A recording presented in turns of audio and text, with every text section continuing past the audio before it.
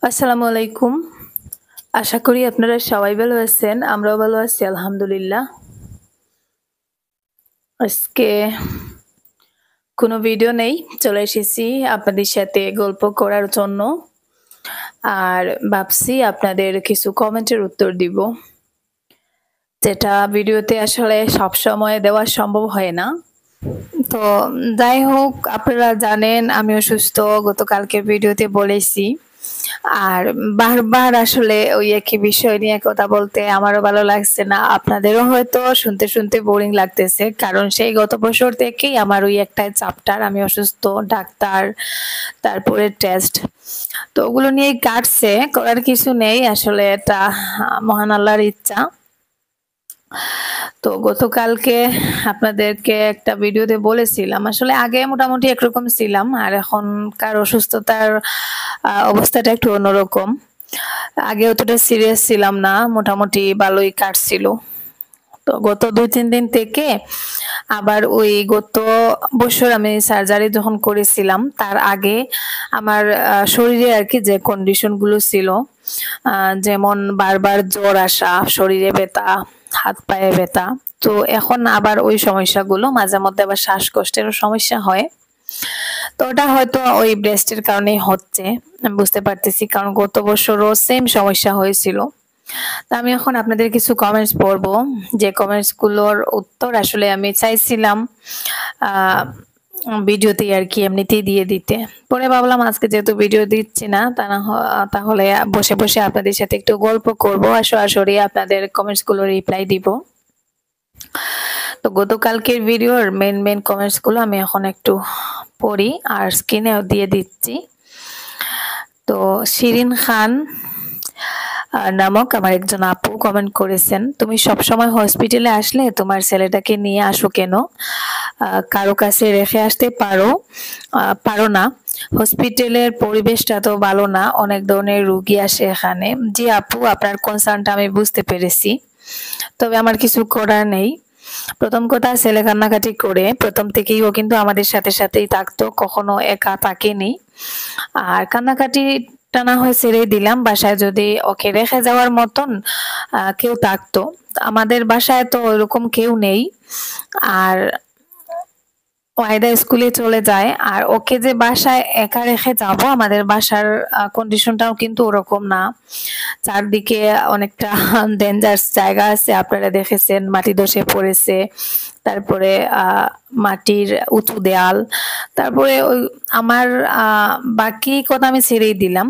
আমার রান্নাঘরের পেছনে যে একটা হাফ দেয়াল করেছি, যেটার আপ ডাউনটা আপনারা দেখেছেন, তো ওখান থেকে যদি হঠাৎ করে পড়ে যায় বড় একটা দুর্ঘটনা ঘটে যাবে। আসলে ওকে বাসায় রেখে যাওয়ার মতন কোনো অবস্থা নেই, ওরকম কেউ নেই। আর ওয়াহিদা তো বাচ্চা মানুষ, ওর কাছে আরেকটা বাচ্চা মানুষটা রেখে যাওয়া অনেকটা রিস্কি হয়ে যায়, তাই আমি ওকে সবসময় চোখেই রাখি, আমার সাথেই রাখি। আসলে হসপিটালে নিলে হয়তো হসপিটালের পরিবেশে ওর একটু সমস্যা হতে পারে, তবে বাসায় থাকলে কিন্তু আরো বড় বিপদ ঘটে যেতে পারে, ওই জন্যই ওকে নিয়ে যাওয়া। তো এখন আরো একটা কমেন্ট, কি বলবো ওনার নামটা, আরিয়ান না, আহিয়ান রহমান ভাইয়া লিখেছেন, ছোট বোন আগে তুমি শরীরের দিকে খেয়াল রাখো, সুস্থ থাকলে পরে সবকিছুই পাবে, ঘরের কাজকর্ম, বাগান করা, মাটি খোঁড়া, এসব এখন করো না, তুমি রেস্ট নেও, এত বড় অসুখ নিয়ে এভাবে কাজ করা ঠিক না, নিজে বেঁচে থাকলে সবকিছুই পাবে। আর বোন একটা কথা বলছি, ছোট বোন মনে করে, তুমি প্রথমেই একটা ব্রেস্ট কেটে ফেলে দিলে এখন আবার হতো না। আমাদের আত্মীয় স্বজনদের মধ্যে অনেকের এভাবে অপারেশন করিয়ে সুস্থ হয়েছেন ৬-৭ বছর আগে, তাই বলছি মনে কিছু নিও না, দোয়া করি আল্লাহ যেন তোমাকে সুস্থ করেন। তো আসলে আমার তো যাই হয়েছে ডাক্তারের পরামর্শই হয়েছে। আর ব্রেস্ট কেটে ফেলা হয় সাধারণত যাদের ক্যান্সার থাকে, তো আমার তো ওরকম কিছু ছিল না। আর ক্যান্সার ছিল না, এমনিতেই অন্য একটা সমস্যা ছিল, তো ওই কারণেই আর কি অতটুকু করতে হয়নি। আর এখন যে সমস্যাটা আমার হয়েছে আপনাদেরকে বুঝিয়ে না বললে হয়তো আপনারা বুঝবেন না। গত বছর যখন আমি অপারেশন করেছিলাম তখন যে হসপিটালে অপারেশন করিয়েছিলাম আসলে ভুলটা তাদেরই হয়েছে। সার্জারির পরে ওদের উচিত ছিল একটা ড্রেন দেওয়া, একটা পাইপ 2-3 দিনের জন্য বা সপ্তাহ দিনের জন্য লাগিয়ে দেওয়া, যেটার মধ্যে দিয়ে পুজ রক্ত ওইসব বেরিয়ে যায়। তো ওটা আসলে ওরা করেনি, ওরা ড্রেন ছাড়া এমনিতেই সেলাই দিয়ে দিয়েছে। আর ওখান থেকেই পরে আবার রক্ত পুজ জমা হয়ে ওই জায়গাটায় আর কি ইনফেকশন হয়ে আবার নতুন করে সমস্যা হচ্ছে। তো ওটা আসলে তাদেরই সমস্যা, তারাই এই ভুলটা করে আমাকে আবারও আর কি নতুন করে সমস্যায় ফেলেছে। আর তারপরে রেহানা বেগম আপু কমেন্ট করেছেন, তুমি যত দ্রুত পারো চেন্নাই অথবা বেলুর চলে যাও, ওখানে ট্রিটমেন্ট করিও না, আমাদের এখানে চিকিৎসা অতটাও ভালো না। সেখানে চিকিৎসা চেন্নাই বা বেলুরের চিকিৎসা অনেক ভালো। অপারেশন তো একবার করছো আর কয়বার করতে হয়। চেন্নাই বা বেলুরের অনেক ভিডিও আছে ইউটিউব হসপিটালের, সেগুলো অল্প দেখিয়া ধারণা লইয়া দ্রুত বিদেশ চলে যাও, তোমার ভালো হবে।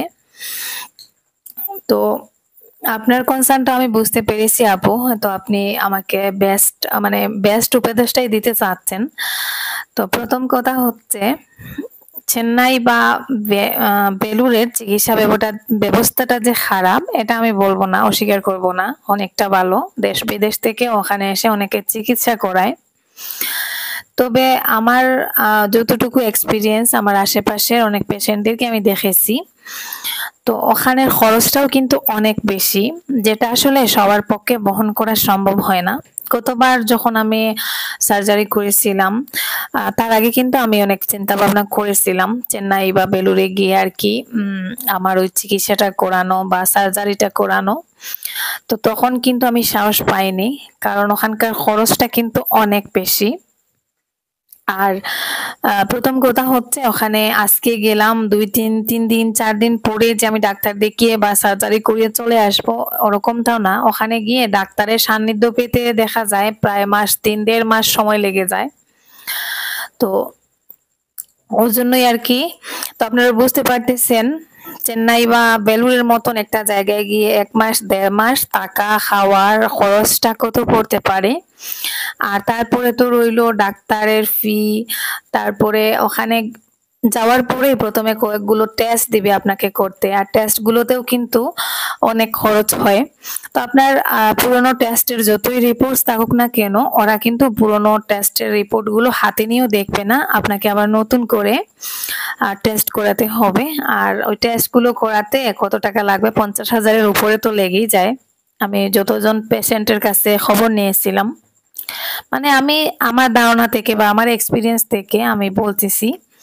বাকি রইল সার্জারির খরচ, বা বুঝতেই পারতেছেন একটা নতুন জায়গায় গেলে কতটা খরচ পড়তে পারে। আর ওখানকার চিকিৎসা ব্যবস্থা যেমন ভালো, খরচটাও কিন্তু অনেকটা বেশি, তো যেটা আমাদের দৌড়াছোঁয়ার বাইরে। আমি আমার আশেপাশে অনেক পেশেন্টদেরকে দেখেছি যারা গেছেন, অনেকে বাড়ির হালের গরু বিক্রি করেছেন, অনেকে জায়গা জমি বিক্রি করেও গেছেন, 10-12 লাখ টাকা খরচ করেছেন, তারপরেও দেখা যায় পেশেন্টকেও বাঁচাতে পারেননি, আবার ওরাও সর্বশান্ত হয়ে গেছেন। আসলে আমি যাদের কথা বলছি তারা ক্যান্সার পেশেন্ট ছিলেন, আর ক্যান্সার পেশেন্টরা সাধারণত ক্যান্সার একটু ছড়িয়ে গেলে ক্যান্সার পেশেন্টরা কখনো পুরোপুরি ভালো হয় না। তো তাদের কথা বলছি, আমার বিষয়টা হতো একটু অন্যরকম। তো ওখানে যেতে হলে আর ওখানে গিয়ে আমার সার্জারি করাতে হলে যে খরচটা লাগবে সেটা মানে রেডি করতে হয়তো আমাদের এই ভিটামাটি যেটা আছে ওটাই বিক্রি করে দিতে হবে, সুতরাং ওটা আমাদের দৌড়াছোঁয়ার বাইরে। আমি চাচ্ছি মানে আমাদের আর কি যতটুকু সম্ভব যতটা পারবো মানে নিজের ক্ষমতার ভেতরে একটা ভালো জায়গায় ট্রিটমেন্ট করাতে বা সার্জারিটা করাতে, তো সেই হিসাবে আর কি চেষ্টায় আছি। আর ইউটিউব করছি বলে যে আমার কাছে কারিগরি টাকা আছে এমনটা না, ইউটিউব থেকে হয়তো মাসে 20,000 25,000 পাচ্ছি, যেটা কিন্তু মাস শেষে 5,000ও বেঁচে থাকে না। আর সেই সাথে তো আছে একটা সব সময় অসুস্থ, টেস্ট মাসে মাসে টেস্ট, ডাক্তারের খরচ, তো এইসব লেগেই আছে। তারপরে পরিবারের আরো অন্যান্য খরচ থাকে, আপনারা জানেন। তো মোটামুটি আমাদের চলে যায়। তবে এই অসুস্থতার কারণে আসলে মাথা তুলে দাঁড়াতে পারি না। সব সময় অসুস্থতার পেছনেই টাকা খরচ হতেই থাকে।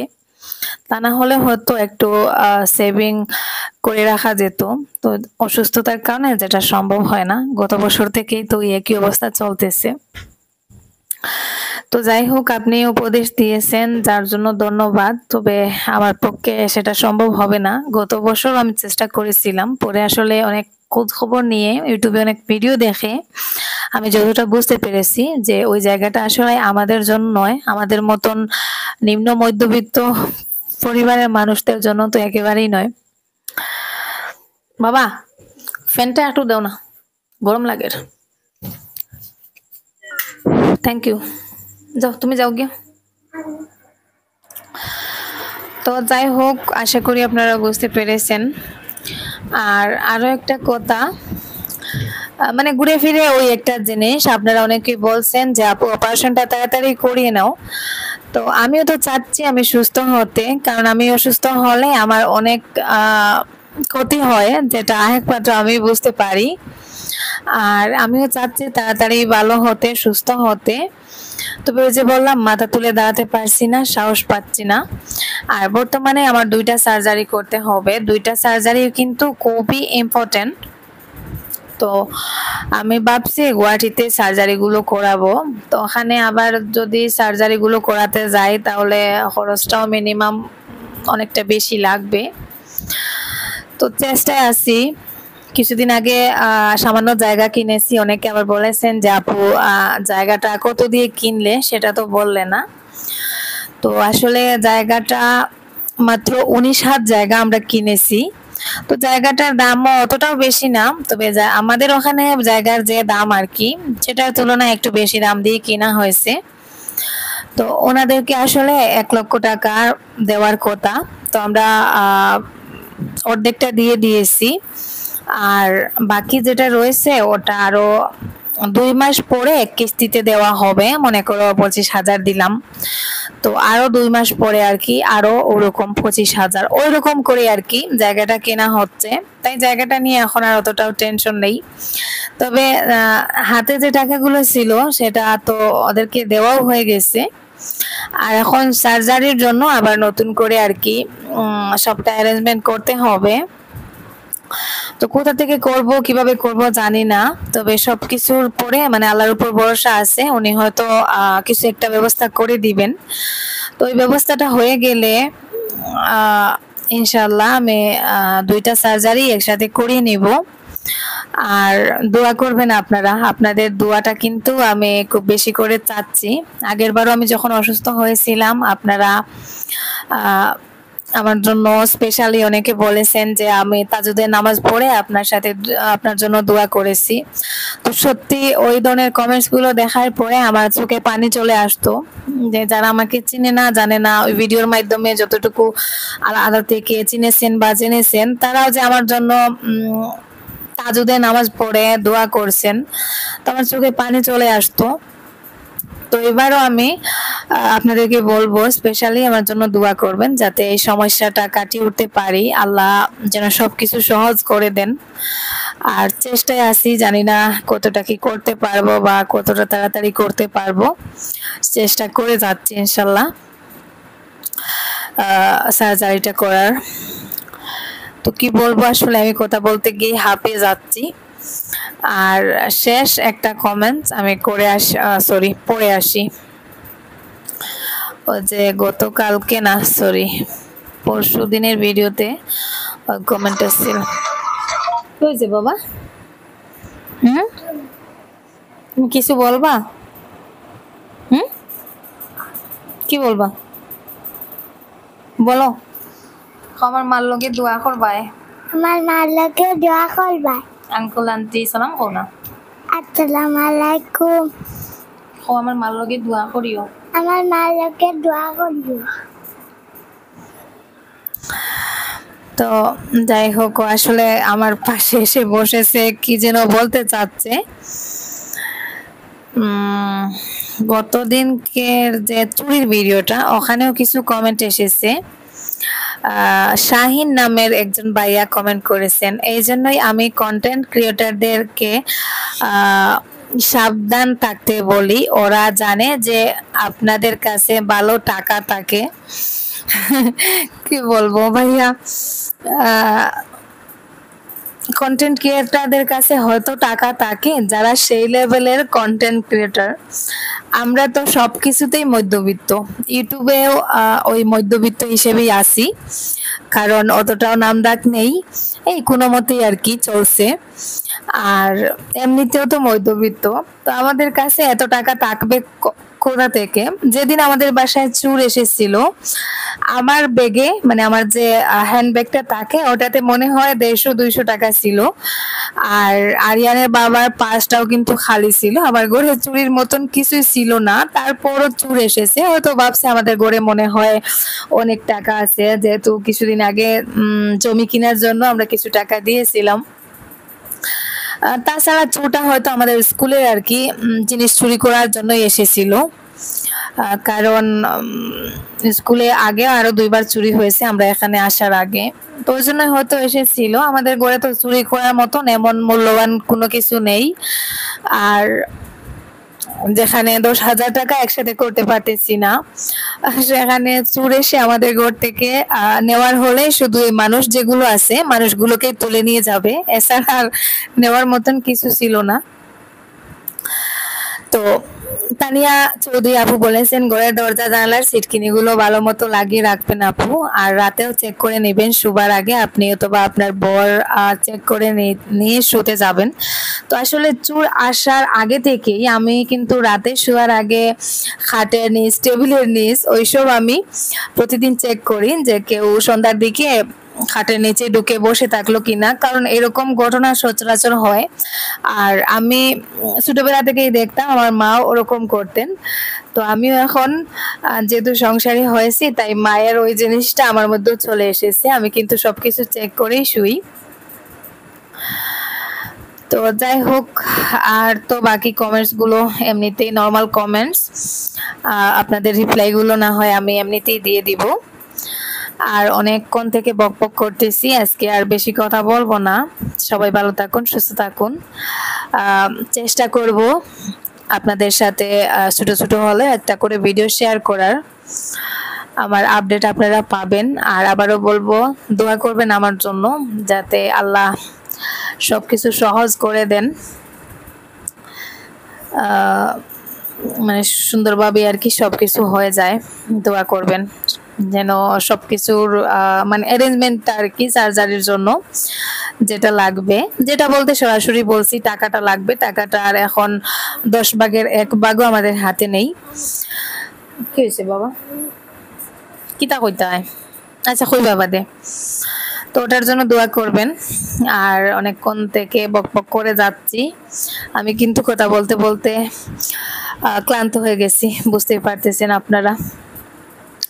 তো সবাই ভালো থাকবেন, সুস্থ থাকবেন। আর আমার ছেলে আপনাদেরকে কি যেন বলতে চাচ্ছে, কি বলবে বাবা? বলো, জোরে কও। ও ভিডিও দেখতা কইতাইনি, আচ্ছা তুমি কওতে। আমার শর্ট ভিডিও দেখে আমি বানাইছি। ও আচ্ছা, আরিয়ানা হচ্ছে আমার চ্যানেলে, আমার অনেকটা চ্যানেলে মাঝে মধ্যে ক্যামেরা অন করে শর্ট ভিডিও আপলোড দেয়, তো বলছে ওর ভিডিওগুলো দেখার জন্য। আচ্ছা ঠিক আছে, দেখবা। তো ভালো থাকুন, সুস্থ থাকুন, আল্লাহ হাফেজ, আসসালামু আলাইকুম।